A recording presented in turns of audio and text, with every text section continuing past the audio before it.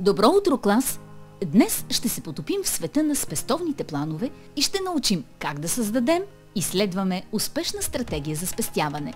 Независимо дали спестявате за нов велосипед, пари за издръжка в университет или фонд за спешни случаи, добре планираният подход за спестяване може да ви помогне да постигнете целите си по-бързо и по-ефективно.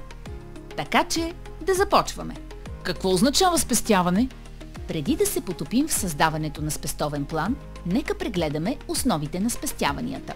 Спестяванията се отнасят до процеса на заделяне на част от вашия доход за бъдеща употреба. Спестявайки пари, вие създавате предпазна мярка за неочаквани разходи и можете също да работите за постигане на дългосрочни финансови цели. Първата стъпка в прилагането на правилен план за спестяване е идентифицирането на вашите цели за спестяване. Това може да са краткосрочни цели, като спестяване за нов чифт маратонки или лятна ваканция, или дългосрочни цели, като финансиране на вашето образование или пенсиониране. Бъдете конкретни за какво искате да спестите и колко трябва да спестите. Нека бъдем реалисти. Какво точно трябва да направим? След като определите целите си за спестяване, определете реалистична времева рамка за постигането им. Краткосрочните цели може да изискват само няколко месеца за спестяване, докато дългосрочните цели могат да отнемат няколко години или дори десетилетия. Уважаеми учителю, може ли да ни помогнете да изчислим спестяванията на месец?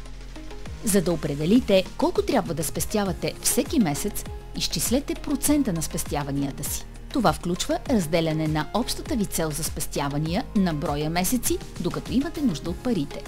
Например, ако искате да спестите 500 лева за 6 месеца, вашият месечен процент на спестявания ще бъде 500 разделено на 6, 83,33 лева на месец.